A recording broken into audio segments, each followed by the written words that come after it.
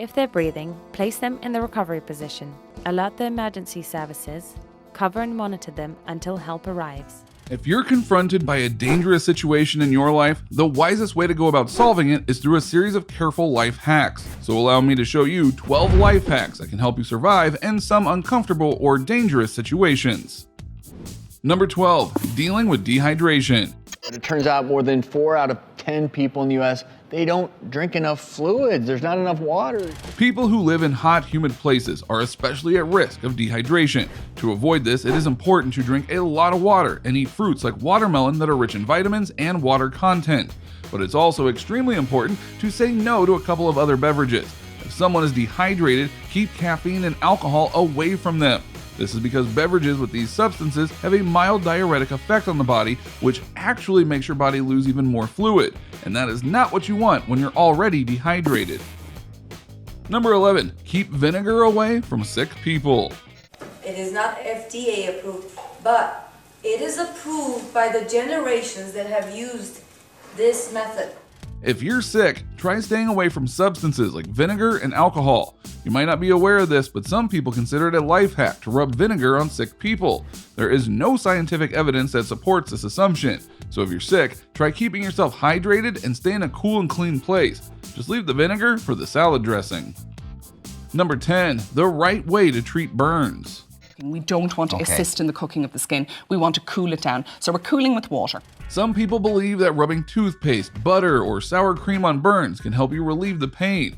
And this is probably because butter and sour cream are cold when they're kept in the fridge, which is why they have a mildly soothing effect when you rub them on a burn. But the right way to treat burns is to keep these substances away from them.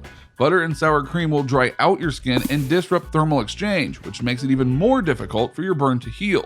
A great life hack would be to apply some ice or wash your hand with cold water for 15 minutes. Cold water will provide immediate relief and won't have any of the weird side effects either.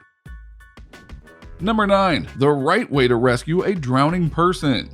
When approaching your victim, make sure you keep a safe distance while assessing them.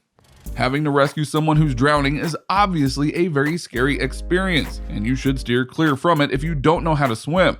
People who are drowning are in a state of immense panic. For this, it is important to approach them from behind and let them know that you are doing this so that they are not startled. After you have done this, grab them by their chin and hook your arms under their armpits for support, and then try swimming back to a safer place. You can also put their head on your belly so that it is safely above the water and they don't choke. After this, you can guide them to safety, but also remember not to overexert yourself. In a dangerous situation like this, it is advisable to conserve your energy and use it smartly. Number 8, refraining from pulling out objects from wounds. And with splinters, it's important to treat them right away to avoid infection. Splinters, they're the worst. They're difficult to spot and can cause you a lot of irritation. But people usually pull out their splinters when they get them at home. And that's absolutely fine if they're in a small splinter or a tiny piece of glass or something stuck to your skin. But removing larger objects from wounds can be a really bad idea. That is because when an object is lodged into your body, it prevents your blood from spilling out, and loss of blood can lead to some serious conditions. So if you have a wound from a larger object like a knife stuck in your body, just go to the hospital instead of trying to take care of it yourself. Number 7, inducing vomit after ingesting a harmful substance. If toxic products have been swallowed, call for emergency medical help immediately. If you have ingested a poisonous substance or taken the wrong medicine, people often recommend inducing vomiting so that the harmful substance can be ejected from the body. But this is not a good idea. Physicians will actually prohibit making yourself vomit because vomiting doubles the chance of burning your throat, especially if you've ingested some dangerous chemicals. Vomiting can also lead to choking if the fluid gets stuck in your airway. Not just this, inducing vomiting might also lead to severe dehydration because you're essentially forcing out fluids from your body. So it is recommended to rush to the hospital and avoid inducing vomiting after you've ingested a harmful substance. Number 6, the correct way to apply ice to a bruise. The purpose of icing an injured ankle, an injured knee, an injured elbow or shoulder is to decrease the swelling. Treating a bruise with ice can be a great life hack. It can reduce discomfort and inflammation as well. But unfortunately, most people end up doing it wrong. If you place ice directly on your skin, you might get a cold burn. So what you can do is put a cloth between your skin and the pack of ice.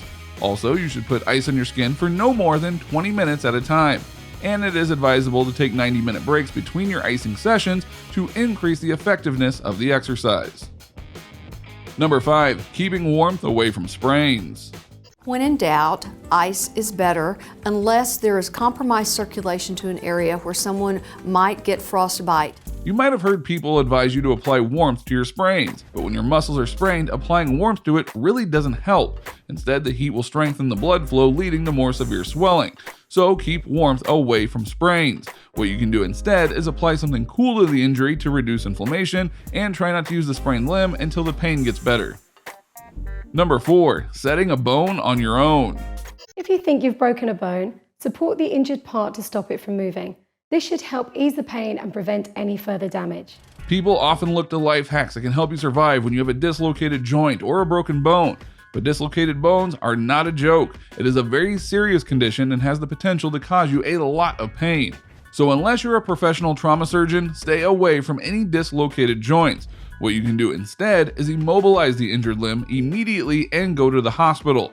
A great life hack is to make sure that the limb is bandaged comfortably because you don't want to add any additional stress to the injury.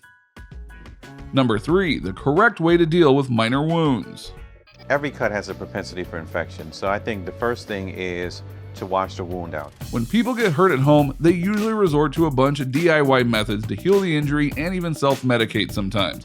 And even though self-medicating isn't such a great idea, there is a right way to tend to minor injuries at home. But first, you need to assess the seriousness of your injury. If it's a deep cut, for example, try not to self-medicate and rush yourself to the hospital immediately. But if it's something smaller, like a particularly vicious paper cut, you can wash it with cool water and soap to get all kinds of harmful bacteria out of the way. After this, put a clean dry bandage over the wound and then wait for it to heal. Number 2. The right way to lift someone unconscious. Tilt the head backwards and push the chin up so that the airways are open for breathing. Having someone faint in front of you can be a seriously traumatic experience. If this has happened with you, you probably know how scary it can be. But always remember to keep your calm when someone faints in front of you. You are not doing them any help by panicking yourself. In fact, you might just end up causing them more harm. A common life hack is to sprinkle water on people who have fainted. But some people also feel like lifting up the person can help them regain consciousness. This is definitely a bad idea. Lifting an unconscious person will only aggravate their condition. What you should do is lift their legs up. And as you do this, it would also be a wise idea to unbutton any tight clothing that they're wearing so that they feel unrestricted and comfortable. Number 1. Dealing with something in your eye. So before you do anything, disinfect your hands first. Getting something stuck in your eye is literally the worst. I'm sure you can all relate to having an irritating object stuck in your eye at least once in your life. It's usually something small, like a stray eyelash or some dirt, but it can be a more dangerous object as well, like a piece of glass or an unwanted chemical.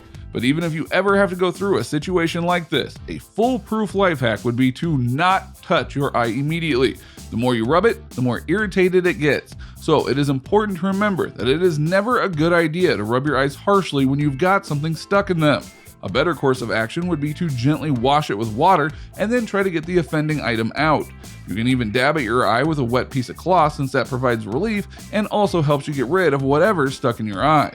But in case you have something more dangerous like a piece of glass, do not try to do anything yourself. Just have someone drive you to the hospital and have a doctor check it out. So what do you think? Do you think any of these life hacks can actually help people survive? Or would you prefer professional assistance over a DIY situation? Let me know in the comments below. Be sure to subscribe, and I'll see you in the next video.